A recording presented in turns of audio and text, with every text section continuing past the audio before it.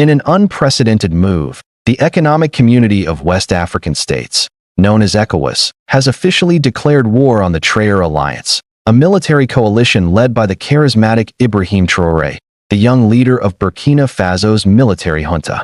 The situation is intensifying after Mali and Niger retaliated against ECOWAS's sanctions, shutting down their borders, a move that has thrown the region into turmoil.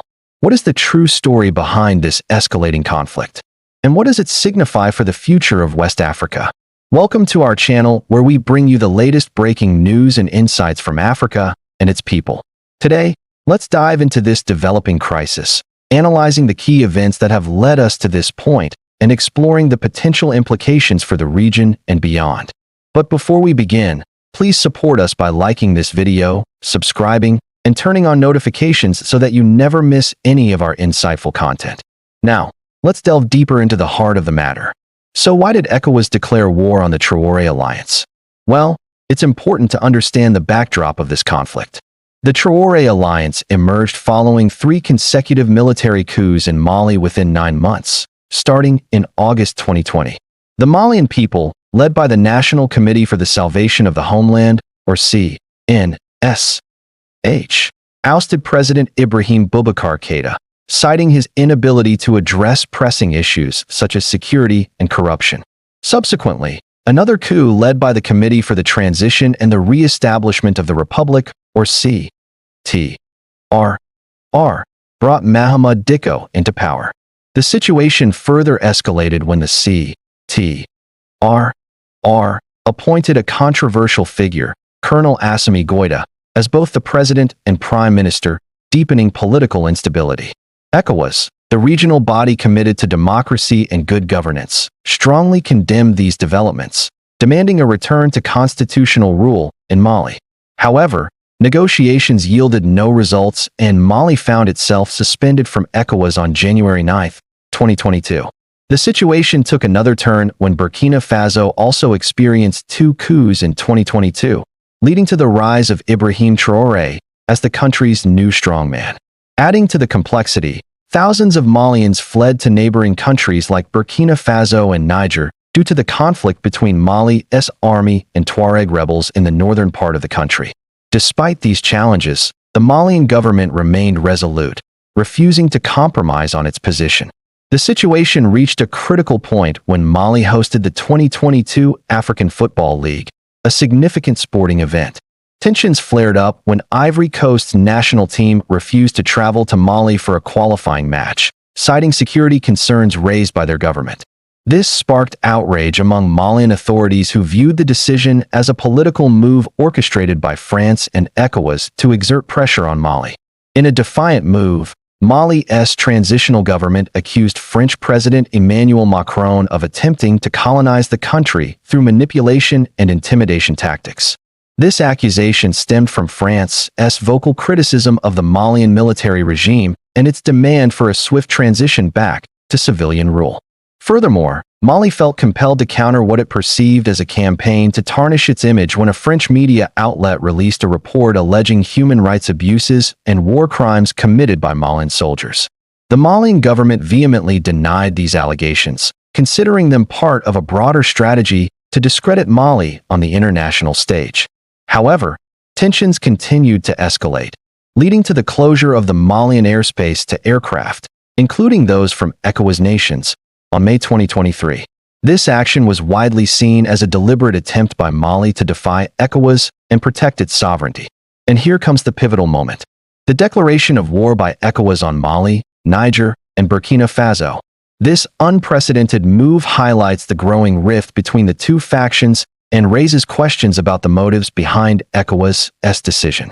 At first glance, it may appear that ECOWAS seeks to restore democratic norms and protect the sovereignty of its member states. However, a closer examination reveals deeper geopolitical undertones. Some argue that ECOWAS, with its headquarters in Abuja, Nigeria, serves as a proxy for Western interests, particularly those of the United States and its allies in Europe. These nations have long been concerned about China's growing influence in the region and perceive Mali's close ties to Russia as a threat to their own interests. By declaring war on Mali, Niger, and Burkina Faso, ECOWAS effectively becomes a tool to contain Russian influence in West Africa. The involvement of non-African nations adds a layer of complexity to this conflict. As the war intensifies, there is a real danger that it could evolve into a proxy battle between Russia and the West. This raises serious concerns about the potential loss of innocent African lives and the destabilization of an already volatile region. Moreover, the presence of non-African actors complicates efforts to find a peaceful resolution to the conflict, as external interests and rivalries threaten to overshadow regional stability. The recent influx of Russian mercenaries, estimated to number between 1,000 and 4,000, has undoubtedly heightened tensions in the region. Their presence is seen as a strategic move by Mali to bolster its security capabilities and protect its territorial integrity against threats from both external forces and internal rebel groups. The arrival of these mercenaries has coincided with reports of human rights abuses, including extrajudicial killings and arbitrary detentions. International organizations and human rights groups have expressed grave concerns over these allegations, calling for urgent action to protect the civilian population. The humanitarian crisis in Mali has reached alarming proportions, with hundreds of thousands of people internally displaced and in need of urgent humanitarian aid. The ongoing conflict has resulted in widespread displacement, destroyed livelihoods, and disrupted essential services such as healthcare and education. Children are particularly vulnerable, facing severe malnutrition and limited access to basic necessities. International organizations and aid agencies are working tirelessly to provide assistance, but the scale of the crisis is overwhelming. As the situation continues to deteriorate, there is an urgent need for a peaceful resolution to the conflict and the protection of civilians caught in the crossfire. Now, how did Mali and Niger retaliate against ECOWAS? As tensions reached a boiling point, Mali and Niger decided to retaliate against ECOWAS. On July 3, 2023, they shut down their borders, cutting off all land and air connections with neighboring countries. This decisive action came in response to the sanctions imposed on them by ECOWAS, which included trade embargoes and the suspension of all financial transactions. By closing their borders, Mali and Niger aimed to protect their economies and prevent further destabilization. It was a clear message that they would not tolerate external interference and were prepared to defend their sovereignty at all costs. This move sent shockwaves throughout the region, signaling a growing divide between the two factions and raising concerns about the potential for a full-blown regional crisis. The border closures had immediate consequences on regional trade and economic activity. As transportation routes were cut off, the free flow of goods and services came to a halt, disrupting supply chains and impacting businesses. The land borders, which were vital for trade between countries, became virtual battlegrounds, with each side reinforcing its positions.